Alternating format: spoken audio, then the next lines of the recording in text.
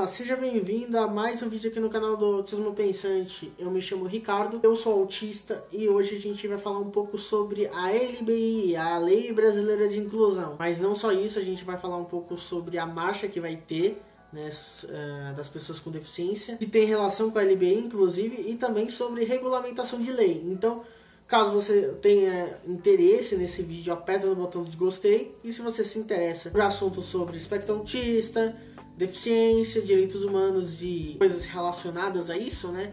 Assuntos relacionados a isso, aperta no botão de se inscrever no canal. Você achou o canal certo para isso. Não deixa para depois, porque se você deixar para depois você vai acabar eventualmente esquecendo. E esse canal aqui vai entrar no limbo. Você provavelmente nunca mais vai ver, ou você vai ver daqui a 1 ano, 2 anos, e eu sei, é foda, né? Enfim, aperta no botão de se inscrever no canal e vamos pro vídeo falar um pouco sobre a LBI. Para começar, a LBI é a Lei Brasileira de Inclusão. Ela é uma lei que pegou muita coisa da CDPD, né? A CDPD é a Convenção Internacional das Pessoas com Deficiência, né? Uma convenção da ONU onde o Brasil é signatário, né? Então, como é uma convenção, o Brasil, né, na legislação brasileira, a convenção tem caráter constitucional, né? E baseado nela tem a LBI, né, que é a Lei Brasileira de Inclusão, que é uma lei ordinária, né, que visa pegar o que já estava na CDPD e detalhar mais coisas, né, mais elementos, né, para criar essa lei ordinária. Então, o que essa lei trata, né? Basicamente dos direitos das pessoas com deficiência, né, como o próprio nome diz. Então, vai falar um pouco sobre a questão do acesso e da acessibilidade, né, em vários espaços, em vários meios, em vários contextos onde a pessoa com deficiência está inserida. Então, assim, envolve tanto a questão da empregabilidade, a questão do acesso ao ensino, inclusive ensino superior, fala sobre a não violação de direitos humanos da pessoa com deficiência, fala da questão da acessibilidade no sentido estrito mesmo, né, da questão da acessibilidade física, comunicacional, acessibilidade sensorial. Então, assim, a LBI visa falar sobre vários pontos, né, da vida da pessoa com deficiência, né, porque antes de deficiência é pessoa. Então, ela especifica esses direitos que todas as pessoas têm, mais direcionados para a pessoa com deficiência. Então, vou deixar até aqui embaixo um link da descrição para você ter acesso à LBI, né, a Lei Brasileira de Inclusão, e você ler com mais calma, né, ler ela na íntegra, né. Eu não vou falar nesse vídeo muito sobre coisas específicas, né, elementos específicos, artigos específicos da LBI. Eu vou deixar isso para um vídeo separado, inclusive, só sobre isso, né? Mas pelo menos eu falando aqui, dando um panorama geral mais dessa lei. Mas a questão é, qual é o problema da LBI? O problema da LBI é justamente que ela não é regulamentada. Então eu já vou chegar nessa parte da regulamentação da lei. De qualquer forma, vai haver, né, pegando o gancho da LBI, vai haver a segunda marcha da pessoa com deficiência, né? A pauta é justamente a regulamentação dessa lei. Ela vai acontecer no dia 3/3 de 2023, né? Ou seja, no dia 3 de março de 2023. Vai acontecer na Praça da Sé, né? A Praça da Sé fica em São Paulo, capital, né? Fica no centro da cidade. A concentração vai ser às 11 da manhã. Então, assim, a recomendação é você levar bolacha, levar fruta, levar toalha, levar água, porque São Paulo já é uma cidade quente, ainda 11 horas da manhã de um verão. Então, recomendo pelo menos levar alguma coisa desse tipo, né? Uma aguinha, uma garrafa d'água, e pra ninguém passar mal também, enfim. Então, é justamente pela regulamentação da lei que existe essa marcha. Então, essa marcha é muito importante para fazer essa regulamentação. Inclusive, eu estou participando da organização, né, dessa marcha. Eu estou mais precisamente no grupo de trabalho de comunicação, né? Eu estou atuando na comunicação, né? Pra quem diz que autista não se comunica, né? Como várias empresas por aí, várias pessoas aí, capacitistas, que tem uma visão estereotipada do espectro autista. Tá aqui, eu fazendo comunicação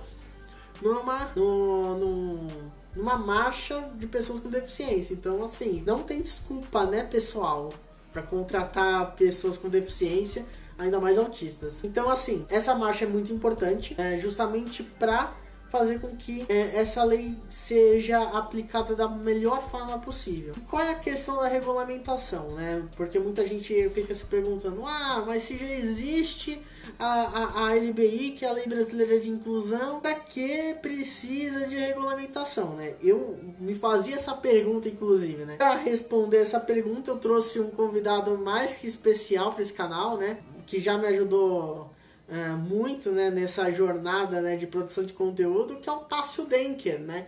O Tássio Denker, para quem ainda não sabe, ele tem um canal chamado Diretas de Direito, onde ele fala sobre direito, né, de uma maneira bem descomplicada e fora daquele jargão elitista da área do direito, né? E ele é uma pessoa, né? Ele é uma pessoa formada em direito, né? Ele tem uma especialização na área, inclusive, e ele é uma autoridade no assunto e sabe mais do que eu, inclusive, óbvio, né? Sobre o que é uma regulamentação de uma lei. Então, baseado nisso, eu trouxe ele, né, para ele explicar um pouco sobre a regulamentação de uma lei, né, para vocês entenderem um pouquinho melhor sobre o quão importante essa marcha é. Fala aí, Tássio. Fala, Ricardo. Fala, pessoal do canal Autismo Pensante, tudo bem com vocês? Eu sou o Tássio, eu falo de direito aqui no YouTube e algumas outras redes sociais em tom de divulgação científica, e hoje eu tô aqui para dar uma força, para tirar uma dúvida que o Ricardo me pediu aqui em relação a leis regulamentares, ou, na verdade, sobre regulamentação de lei. Na verdade, quem tem a atribuição de legislar no Brasil é o Poder Legislativo. É o Poder Legislativo da União, no caso do país, do Brasil, que é o Congresso Nacional, que nós temos duas casas. Nos estados é a Assembleia Legislativa e no município são as câmaras de vereadores. Mas existem alguns tipos de lei que elas precisam de uma complementação, seja em razão de colocar em prática políticas públicas que vão exigir ali do Poder Executivo uma atuação, ou seja em razão da necessidade de você atualizar e corrigir informações que são importantes para a aplicação dessa lei. Dentro do direito nós chamamos essas leis de normas contidas, elas têm uma eficácia contida ou uma eficácia limitada, e só depois de uma regulamentação, isso é, uma complementação, é que essa lei vai ser plenamente aplicada ou vai ser plenamente válida. Um desses casos é o Estatuto da Pessoa com Deficiência, que tem diversos dispositivos na sua lei que prevêem a regulamentação por parte de outros órgãos, normalmente órgãos do Poder Executivo, em alguns prazos, como por exemplo 2, 4 ou até mesmo 7 anos. Como eu disse, isso ocorre porque a legislação, o legislativo, ele só consegue prever algumas situações em abstrata e que essas situações vão ser colocadas em prática por meio do Poder Executivo, que é quem executa essas políticas públicas no Brasil, e essa execução muitas vezes vai depender de diversos fatores, como, por exemplo, até mesmo a questão orçamentária.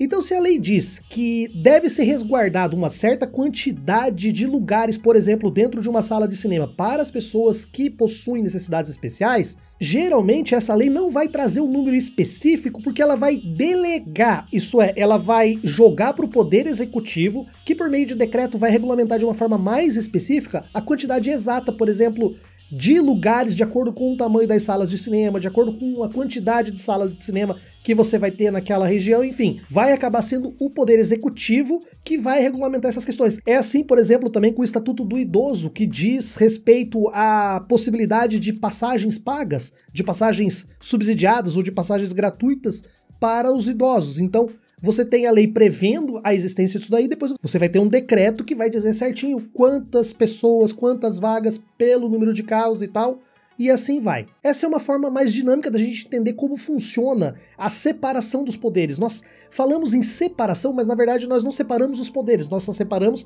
a atribuição de um poder que seria único, que emana do povo, que está lá na Constituição e que os bolsominions gostam de deturpar bastante. Então essa separação de poderes é apenas uma separação, na verdade, não de poderes, e sim de atribuições.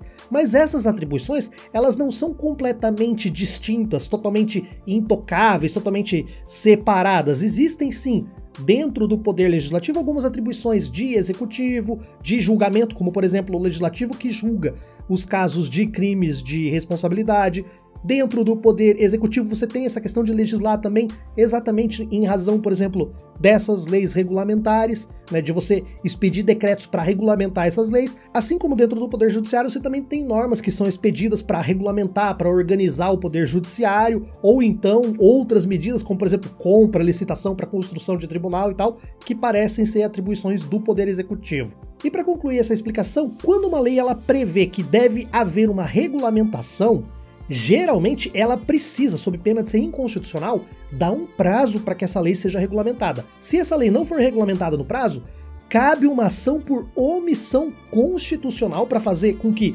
o órgão que seja responsável por regulamentar regulamente ela, e as pessoas eventualmente que sejam prejudicadas em razão dessa omissão, elas podem entrar na justiça e exigir, por exemplo, a existência de vagas em ônibus ou a existência de vagas em salas de cinema, e um juiz vai poder, sim, dar essa sentença e garantir esse direito para aquelas pessoas que ingressarem até o momento em que essa lei seja eventualmente devidamente regulamentada.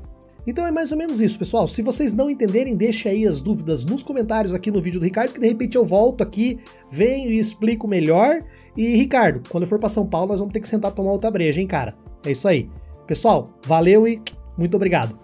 Eu agradeço, Tássio, por você ter participado aqui no canal, né? A sua participação é muito importante mesmo, já que você é uma autoridade, né, na questão de divulgação científica. A sua explicação é muito boa sobre a questão da regulamentação da lei, né? Então, baseado nisso, né, eu acredito que eu não tenha mais o que dizer. Eu já falei sobre a questão da LBI, né, para que ela serve, né?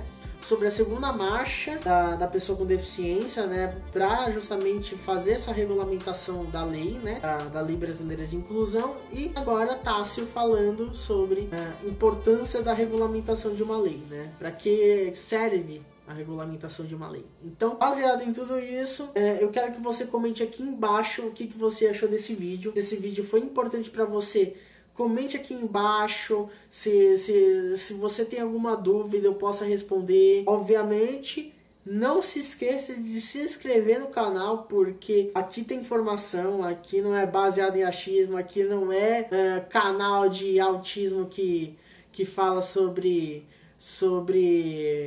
autismo falado por uma pessoa neurotípica, né, por exemplo, né, igual alguns canais aí pelo YouTube. Então, assim, se inscreve no canal para continuar acompanhando as próximas atualizações, e a gente se vê na próxima. É isso e até mais. Tchau! Aliás, eu passei o vídeo todo olhando pro meu rosto na tela do celular, em vez de olhar justamente. Então, provavelmente vocês vão estar me vendo olhando meio que pra lá, sendo que eu deveria estar olhando pra cá.